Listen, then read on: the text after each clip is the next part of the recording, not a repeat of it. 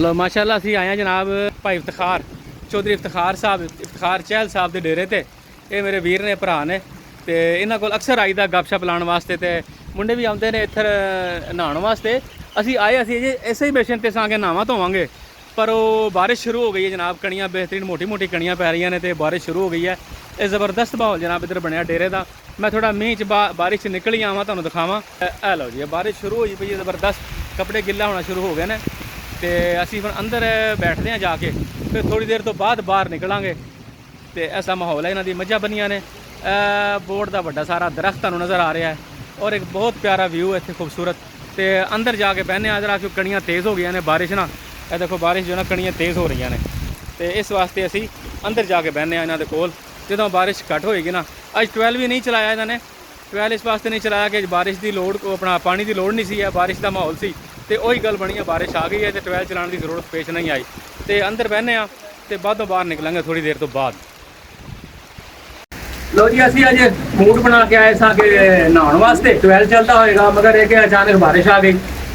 आ गई तो फिर साडा सारा माहौल जनाब बदल गया साडा इरादा साडा अभी मैंगो लेके आए था अंब अपना भाई इफ्तिखार के कोल अपना चौधरी साहब के कोल ते असी एक रल मिल के खावांगे नाले मेहमान आए सन कोई दोस्त अपना भतीजा मेरा है इस्लामाबाद तो बेटे ने हसन और मुनीस इस्लामाबाद तो आए मजहर तो मैं क्या चलो तुहानूं नहा के लियाइए पर सारा इत्थे सारा प्लान सारा खराब हो गया बारिश आने की वजह पर तो फिर हुण असीं तो ख्याल सी कि जनाब इन्हां अंबां नूं जिहड़ा ना चौंसिਆਂ ਨੂੰ ट्रैल के पानी च धोवांगे साफ सुथरा जनाब इन्हों करांगे तो उत्थे ही बह के खावांगे ठंडे ते चबच्चे दे पर वो गल कोई नहीं बनी तो हुण जनाब असीं इन्हों बाहरों बारियां का काम पावांगे इंशाअल्लाह ते नाल प्लेटां मैं लियांदियां सन डिस्पोजेबल 3-4 भी चलो उत्थे किहड़ा कोई बर्तन भांडे होने ने इवें करके असीं जनाब गलबात चौधरी साहब की ख्याल हुण कर शुरू कर लईए शुरू करिए कटना मतलब चौधरी साहब ने इजाजत दे दी सानूं इफ्तिखार ने करने शुरू सारे रल के खावांगे असीं नहीं खावांगे तुसीं भी रल के खावांगे ते अज समझो कि तुसीं साडे मेहमान हो तुसीं लिआंदे ने सारे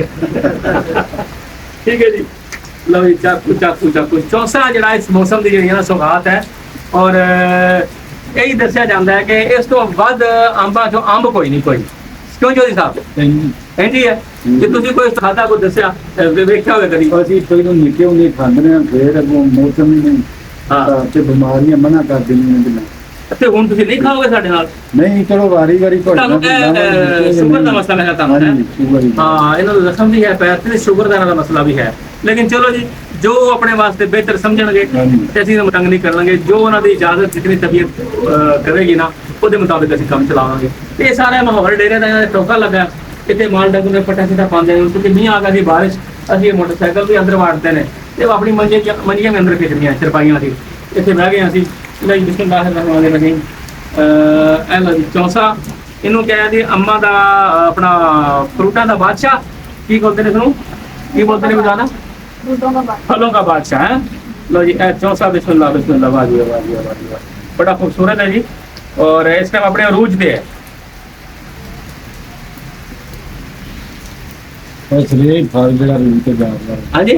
ਇਹੀ ਮੈਂ ਹਾਂ ਅੰਬ ਦਾ ਫਲ ਹੀ ਆ ਇਸ ਮੌਸਮ ਦੇ हाँ इस टाइम अंब का चौधरी साहब भी कह रहे हैं कि अंब का फल इस टाइम अरूज से जा रहे हैं ते ना नहीं वो अपना जामनू भी है ਜਾਮੂ ਬੜਾ ਜਾਮੂ ਤੇ ਘੱਟ ਜੀ ਇਹਨਾਂ ਤੇ ਇਹਦਾ ਤੇ ਇਹਦਾ ਤਾਂ ਅरूज है बाकी ਇਹਦਾ अरूज है बाकी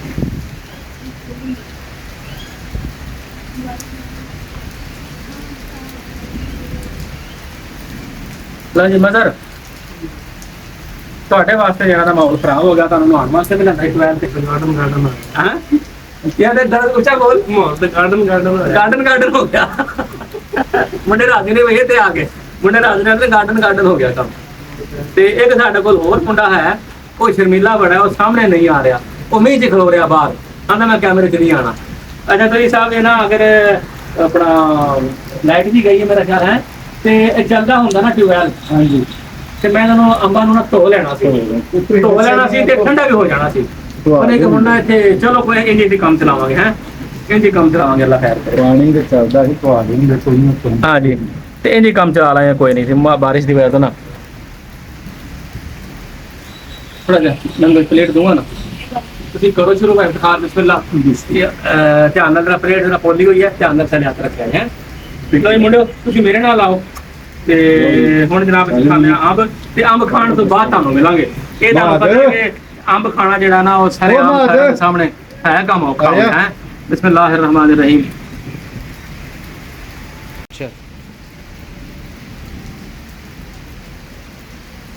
माशाल्लाह क्या बात है भी चौंसे दी। हाँ बड़ा खूबसूरत शीरी चीज मिठा बहुत जबरदस्त। लो जी हुण असीं खाण तो बाद तुहाडे नाल गल करांगे बाकी। लो जी कैमरा बंद कर दिओ। और इस वक्त पूरे मुल्क के अंदर बारिशां हो रही ने, बहुत ज़्यादा बहुत शदीद बारिशां हो रही ने। तो शेखुपुरा हो गया, रावलपिंडी के अंदर बड़ा नुकसान हो रहा है। और दीगर जगह ते हर जगह ते जिथे जिथे मसाइल हैं बारिश के, कोई नशेबी इलाके ने, किते कोई दरिया टुट गया, किधर कोई बन टुट गया, कोई नहर टुट गई। इस तरह करके ना बहुत सारे मसाइल ने, दुनिया बड़ी परेशान है। अल्लाह पाक सब ते हाल ते रहम करे। तो बई तुसी जिहड़ा ना एहतियात करिया करो, सारे दोस्त सारे भरा अपनी गली नाला जिहड़ा ना साफ सुथरा रखो, ताकि पानी आसानी नाल वग जाए, घरां 'च पानी ना वड़े। ये साडी गौरमेंट दीयां जिहड़ियां मसाइल हैं वो तो हैं सो हैं, पर कुछ साडी अपनी ज़ाती जिम्मेदारियां भी ने। असी अपनी ज़ाती जिम्मेदारी पूरी करिए, अल्लाह खैर करे, अपना करम करे। और उन्हां सारे पाकिस्तानियों वास्ते जिहड़े इस टाइम बारिश के अंदर तो ਉਹਦੇ अंदर परेशान ने, सैलाब की वजह तो या कोई नाला टुटन की वजह तो या कोई दरिया टुटन की वजह तो, बन टुटन की वजह तो, जिन्हां दे घरां 'च पानी चला गया। अल्लाह पाक सब दे हाल ते रहम करे। और एक बड़ा मुश्किल बरहल है साडे पाकिस्तान ते, हर साल ही हुंदा है, ये किहड़ा कोई पहली बार अज आया है।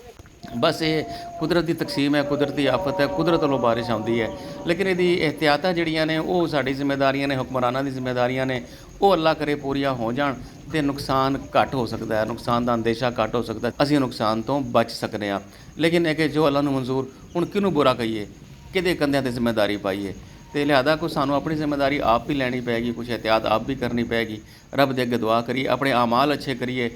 और नमाज़ां पढ़िए, रोज़े रखिए, हकूकुल्लाह और हकूकुल इबाद का ख्याल रखिए। इंशाअल्लाह अल्लाह करम करेगा।